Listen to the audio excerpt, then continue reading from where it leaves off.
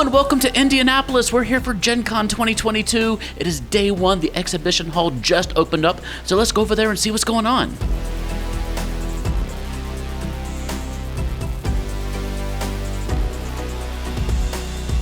Of course, day one Gen Con, our first stop is the WizKids booth. We're here with Joe. Joe, how's your con going so far? It's going great. Happy to be here. Thank you so much. We've had to restart this a couple of times because I keep getting, there's so many things here for me to remember. So many products coming out, I'm getting them all confused. But we're starting off coming out in the next couple of weeks, you have Monsters of the Multiverse, yes. A monster-focused set. Tell us what is most exciting about this for you. Oh, absolutely. For Dungeon Masters, for players, for collectors, there's just an overwhelming number of big, awesome monsters. A variety of creature types, sizes, lethalities, challenge ratings, really something for everyone to collect from this set. Is it focused mainly on bringing in new minis for creatures that don't have a lot of minis so far, or revisiting some older creatures that maybe are in need of an upgrade? A mix of both. Definitely a focus on giving creatures that didn't have a mini a chance to be represented on the game table, and some updates for past monsters as well that need a little extra love, yeah. And what are the premium figures coming out with this set? You've got the Astral Dreadnought, of course, big bad guy, and that's the main one we have for this set, yeah. And after that, I guess we have Spelljammer's coming after that? Yes, Spelljammer is going to be a whole thing, yeah? People are stoked, and we are too. There was a lot of development on the back end for those miniatures because they're brand new. All these monsters are new. They're going to be brand new for players to collect too, so we wanted to get it right, and I'm very excited for them. So you have a whole booster set. Correct. Regular booster set. What else is coming along with that set? There are premiums for that set as well, including the Solar Dragon swappable figure, so you can take the rider off, have him stand alone, or keep him on the dragon. And then, of course, the new ship scale wave, which is a brand new line of miniatures, a brand new way to interact on the table. So how many box sets of ships do we have coming out? There will be 5 to 6 box sets for ships. Wow. And each box will have a collection of a few ships, a few monsters, maybe some asteroids and terrain that you can throw out on the new battle maps as well. Oh, tell us about these battle maps. Of course, because if you're seafaring in space, you need the environment to seafare as well. We'll have 2 battle mats. They're each 3 feet by 3 feet. One is depicting astral space, and the other is the wild space and astral sea. And those mats can be used at ship scale or on regular miniature scale as well. Awesome. And so I guess with Spelljammer, we're going to have all the space combat. We're going to have the regular mini sets. We have the Solar Dragon. Is that going to be the premium figure? Is that the premium? Yes, that is premium figure. Oh my gosh. And then for Pathfinder Battles coming up not too long is Impossible Lands, which is one I'm really excited about. Tell us about that set. Absolutely. There are some really unique creatures coming from that one. My favorite is the Bone Golem with like T-Rex skull arms, which we have over there if you want to take a look. Yeah, a lot of hype around that set as well. Some good unique monsters that really haven't been used at all, in past Pathfinder sets. And I think we're still waiting for the Paizo Impossible Lands book to hit. So I don't go by their booth. I know. I haven't even got my hands on that one yet. We may have our hands on a couple of upcoming Pathfinder books, but not that one yet. No. And I'm excited because I'm about to run an adventure in Alkenstar. Oh. And so does this Impossible Land set include some steampunky It will gunslinger? help support that level of play, absolutely. Okay, because I was not sure what I was going to do.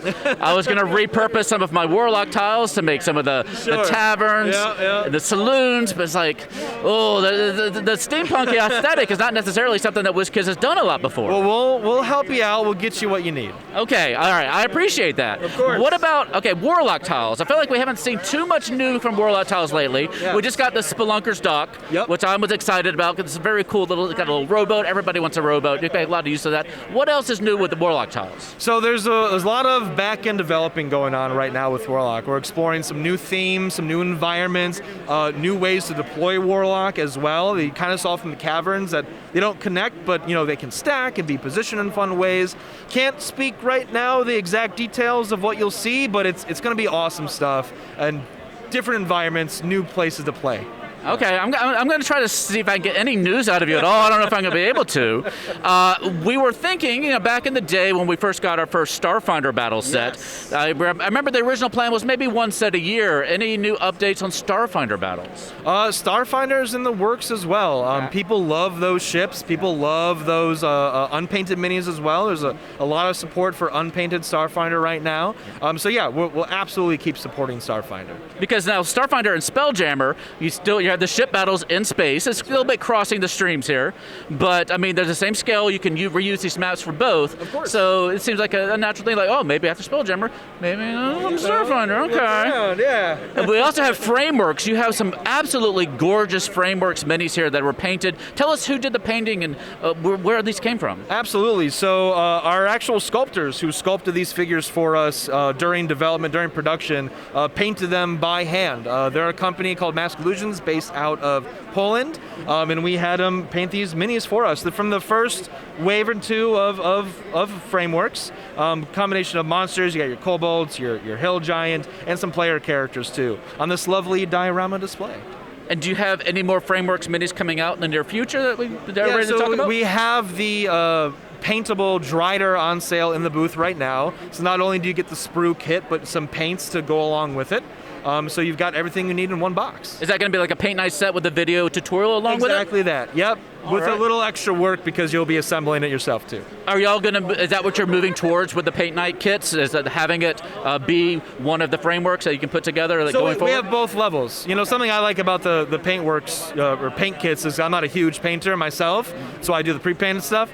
But it's nice to have everything you need at different levels of the hobby. You know, if you want to assemble or you just want the miniature ready to go, it's nice to have that option. Is the video tutorial going to go over putting the mini together as well, or just the painting? Yeah, you'll understand how to put the mini together as well from that tutorial. Awesome, because I actually ran into trouble putting together, what was the big demon? The Baylor? Baylor put his horns on backward. It's still the shame of my collection, and I don't know what to do about it. So he's got one horn, I got to get the other one on. Oh, that's awesome. It's a unique figure. It's one of a kind. It is. I mean, that's the nice thing about frameworks is you can make it as you want. So if you want your Baylor to have backwards horns, well, you can do that. They're there.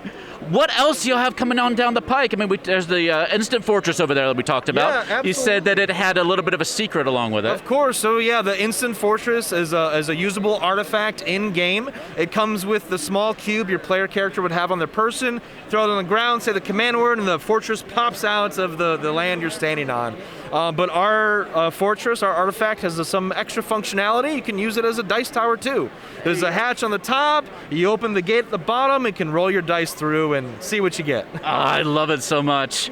I think my favorite thing that y'all have here, though, honestly, and the most exciting for our audience maybe too, is you're re-releasing the old Rusty Dragon Inn set from Pathfinder Battles. Tell us what you've got here. There was a lot of ask from the community to re-release that booster set because, frankly, it's an awesome set. Good mix of monsters, player characters, the pieces of the tavern that are always usable on the table. So instead of just releasing the boosters as they were, we've collected every figure, all the size categories, all the terrain pieces into one box, and you get everything. Retails for $200. It's, frankly, I think a great value for the amount of figures and terrain you get. I mean, I think that's great, especially we've been seeing prices going up across the board, and so having something that's, you can get a lot of figures that are really usable. Yeah, there's a cube in there, there's an owlbear in there, there's a dragon in there, a slew of player characters. It's great. Plus, it's a lot of NPCs that you could have in your to populate your Rusty Dragon Inn, or your Yawning Portal Tavern. It's perfect. And so this is a set that it's been out of print for a while, yes? Yes, yeah, a couple years now. And so the thought maybe, or are we looking to do more like the out of print older Pathfinder editions? In this method? I hope so. If people sort of take to this and we get a good response from the community, there's definitely the option to explore recreating, recollecting older sets in this way. That's awesome. Onslaught is another one that's coming down the pike here. And so I haven't gotten a chance to see Onslaught. You have to take me and show me in a second. Yeah, absolutely. Tell us a little about that and how maybe our regular, it's its own game. It is. Tell us about it. Absolutely. So it's a Dungeons & Dragons branded player versus player rival competitive miniatures game. So each player will operate a group of 5 adventurers, and you choose who you want, their characters, their races, their classes, and in the environment you're hunting for treasure, you're battling monsters on the board, and fighting each other as well. You can kill a rival party member and take their experience and their loot for yourself. The box set's fantastic. It comes out January of next year, 2023. The figures inside are pre-painted. The big kit comes with a black dragon, I think an Enton, 12 different playable characters, and they're all pre-painted, pre-assembled, ready to go. And I like to point out too that those sculpts are exclusive to Onslaught as well, so you won't see us like double dipping in our products. So it'll be a great way to collect, and it also functions that you can use your own figures in it as well. So if you want your own monsters or your own player character mini, you can swap it in, no problem.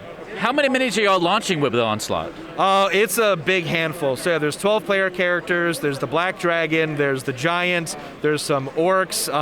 Yeah, it's close to, I think, 20 minis. We can count it up over there. Okay, yeah, we'll go take a look at it in a second. Yeah, absolutely. And you have your statues, you have your Afridi, you have your demilich.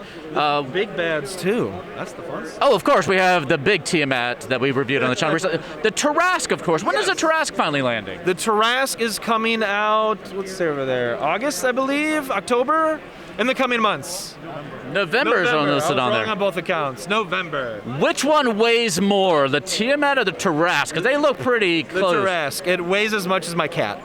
Oh man, I put my big Tiamat mini up on the top shelf of my game room, yes. And I went to get it down to compare it to the aspect of Tiamat mini recently. I had forgotten how heavy that beast is. Tiamat is not as heavy as the Tarrasque. Oh boy. Get ready. What else do you have coming down the pike that we haven't talked about yet? The Neolithian.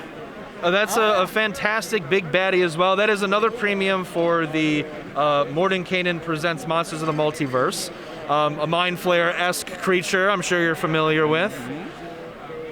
That's awesome.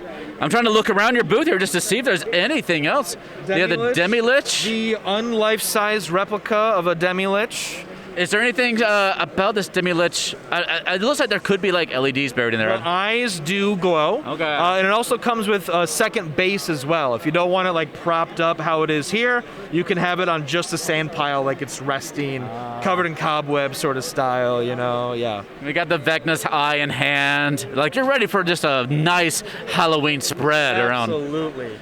What else is coming down the pike? I'm sure there's more that we haven't talked about yet. Anything else that's exciting that we haven't mentioned? There are other artifacts as well. We have the mountable blue dragon head to follow our line of, large dragon heads you put on your wall. Orcus's wand as well, an artifact in the same line as the demilich skull here. And a Medusa head as well. Yeah, I remember the Medusa head. Yeah, sort of an undead-looking, decrepit Medusa head. You need one of those where the eyes follow you around the room as you're looking. That's what I want to see. Well, Joe, thank you so much for showing us everything today. Absolutely. Sometime come on the channel just so we can chat when there's less thousands of people around. I'd love to. And we can just talk about kind of if you ever have exciting exclusives that you want to share with us. Of course. We would love to be able to share that with our audience. And you've been hanging out a little bit in our Discord as well. Yeah, absolutely. So yeah, we appreciate that. If you want to come and chat with Joe, come into our Discord and say hi. So I hope you enjoy the rest of your con. You too. I'm sure there's lots to see. Oh, well, the one thing we did forget, the Beholder set. Did we even mention that? We did not talk about those. Let's talk about the Beholder set before we go, because this is really exciting. It's staring us right in the face. Yes. So tell us about this Beholder set. Absolutely. I got the absolute pleasure of reaching out to 3 fantastic artists in the community and contracting them to paint us 3 separate beholders. I didn't give them any restrictions, any color scheme, any style, any theme, whatever inspired them. They hand painted a master sample for us that we then took to our factories and had them recreate at an ultra high level quality to collect in one single box. The packaging is fantastic. You'll get to see the artists, their headshots, their bios. They talk about themselves. You can find their social medias on there too if you want to see more of their work. And for $50, a collection of 3 master hand-painted, essentially, beholders is gonna look great on the shelf and on the table. I mean, they look gorgeous, and this is the Beholder sculpt that was so hard to get for the longest time when you released it in the Nolger's Unpainted line. That's right, the first wave, I think, yeah. Yeah, it was ages ago, and it was out of stock, immediately. That and the Mimic, I think, were both out of stock. You couldn't get them. I don't know if they're back in stock these days, but having this mastered, they're beautifully painted ones, and they look so diverse, and there's so many different Beholder stat blocks. Absolutely. That you can find different ways to use them. The artists, too, were so excited. They really put a lot of passion and hard work. I mean, I sent them each a handful of those miniatures so they could figure out what they wanted to do and really land on what they like. So you're getting the best version possible. And the Gallant Goblin, one thing that we really appreciate is highlighting the creators behind the project. Sure. That's what we like when we review books and adventures. We like to bring the writers and artists on to kind of talk about it. Absolutely. And so just being able to highlight that is amazing. Well, we should get them on your show too. Oh, absolutely, yeah. When we do that, get you in touch with them. Yeah, that'd be an amazing thing to do, to talk about how they approach painting minis. Absolutely. We'd love that. Yeah, it's important for us too. I before working at WizKids had been a collector and involved in the community, a big D&D fan. My parents met each other playing D&D, so it's been just a part of my life forever. And so I knew when I came in this role, I wanted to help, reach back out to the community and bring more people in and make that awareness for, all the awesome people that are here, and doing cool things. That begs the question, did your parents think about naming you after a character in Dungeons & Dragons? No, I'm named after my grandfather, and he's a cool guy, too. If you were named after a character in Dungeons & Dragons lore, who would it be? Ooh, that is a good question. The hard stuff right there. I am quite partial to Dritz. My brother and I grew up together reading those books. I kept sending him selfies of the life-size statue, and he's like, dude. I'm like, dude, I'd probably lean towards a Dritz name. Perfect. All right. Well, Joe, thank you so much. We're going to keep a look around, and we'll talk to you soon. Wonderful. Thank you. We've got more with WizKids, but first, there are only a couple of days left on the Humblewood Tales Kickstarter from our sponsor, HitPoint Press. We're going to head over to the HitPoint Press Gen Con booth shortly, but you do not want to miss out on getting Humblewood Tales at the lowest Kickstarter prices. This more than 200-page 5e setting and adventure book expands the lore around the central tree city of Alderheart and gives you at least 6 more adventures to run. Encounter pirate mercenaries, face off against a slime king, search for creatures of legend, investigate rumors of a young Gerbine who seems to have developed magical powers, and take on the amaranthine Kren in a nightmarish dreamscape. And there's a new mini-set, a vinyl soundtrack, and more. Humblewood Tales is available as a book, box set, and a Kickstarter exclusive collector's edition. Check it out at the link in the corner of your screen, in the doohickey down below, or at gg.humblewoodtales.com. That's Humblewood Tales by HitPoint Press. All right, we're here with John now to talk about Onslaught. You're the producer of Onslaught. Why don't you give us a little bit of the elevator pitch about this game? Certainly. So Onslaught is a game where it's player versus environment.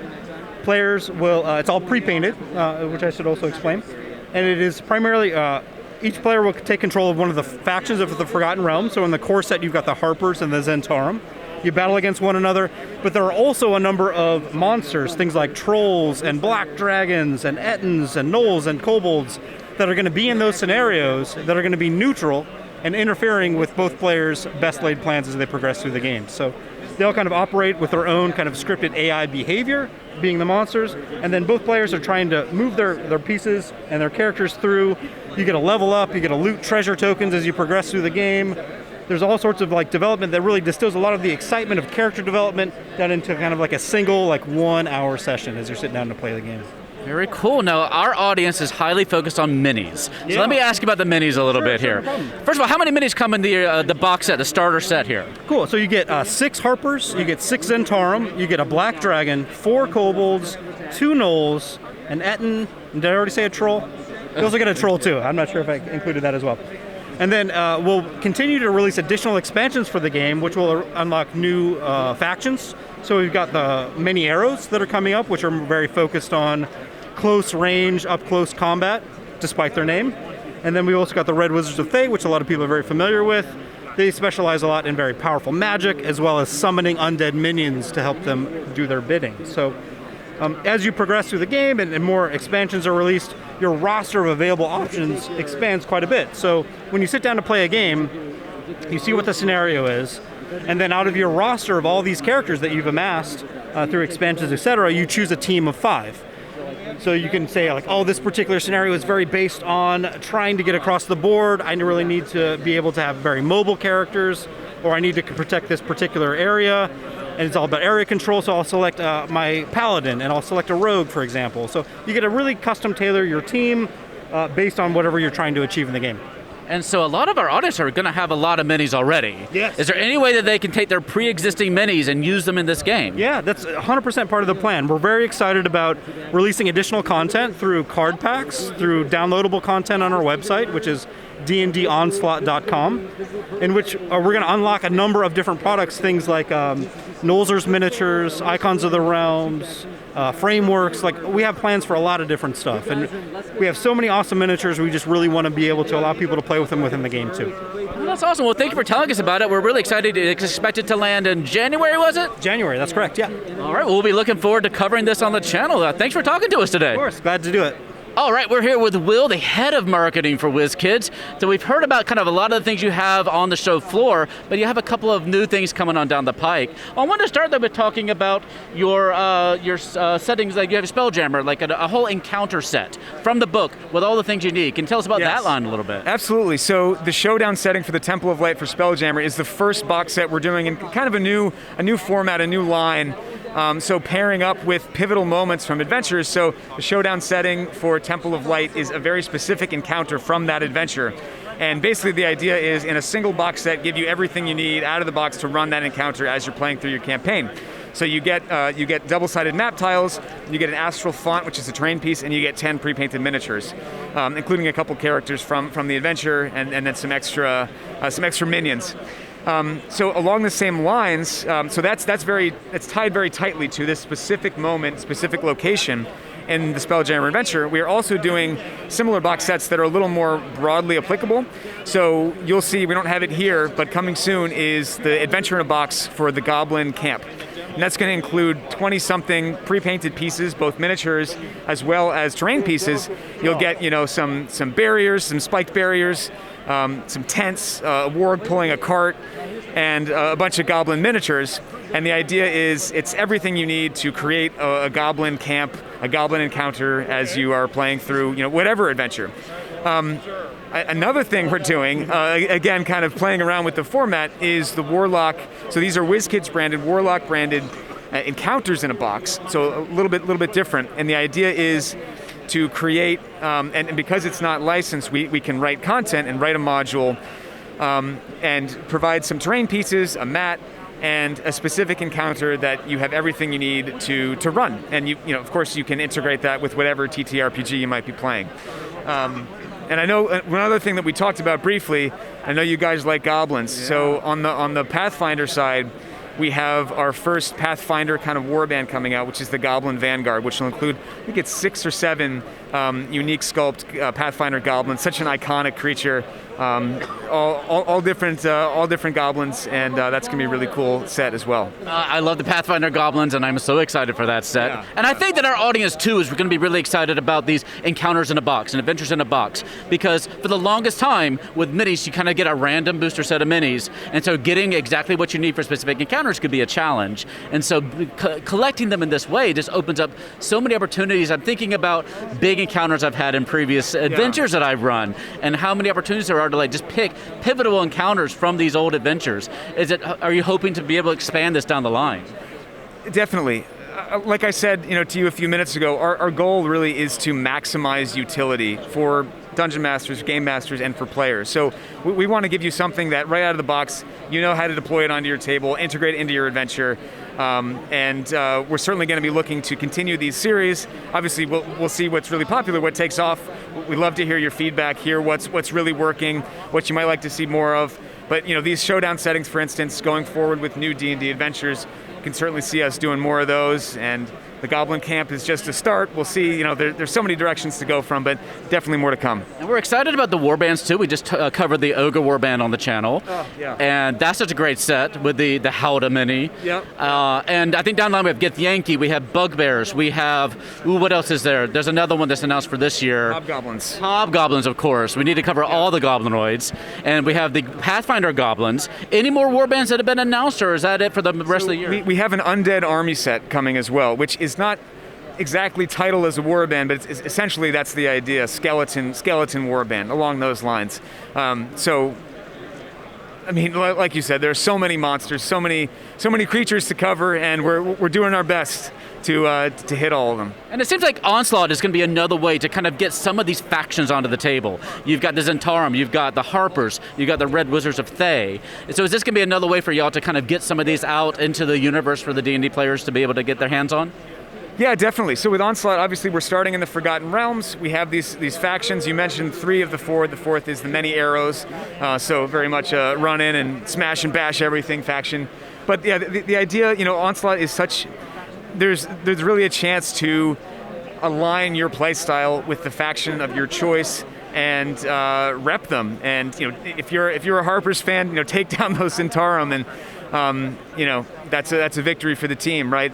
So there's definitely that element of faction allegiance and repping your faction, but we're focused on the Forgotten Realms. But one really cool aspect of Onslaught, and I'm sure these guys told you about it, was there will be chance for other miniatures, like that Ogre Warband, for instance, might be able to be integrated via free DLC.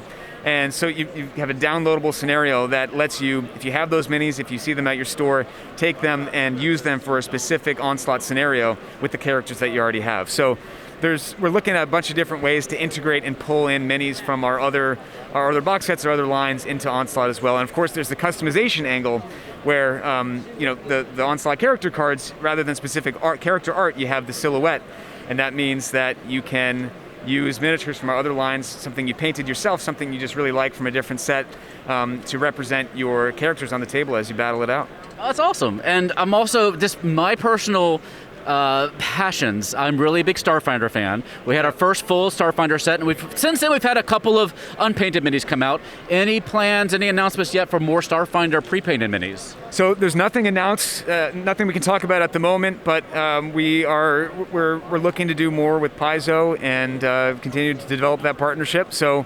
can't share anything at the moment, but I won't say no. Okay. And is there anything else that you're super excited about coming on down the line that we haven't talked about yet?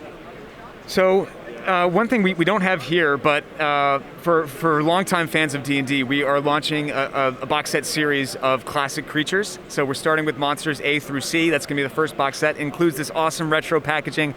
So if you love the retro packaging from the Githyanki and Afridi statues, look for kind of similar vibes there. But in monsters A through C, of course, you'll get a Beholder, you'll get a Basilisk, you'll get a Chimera, and we're going to continue that series through the whole alphabet.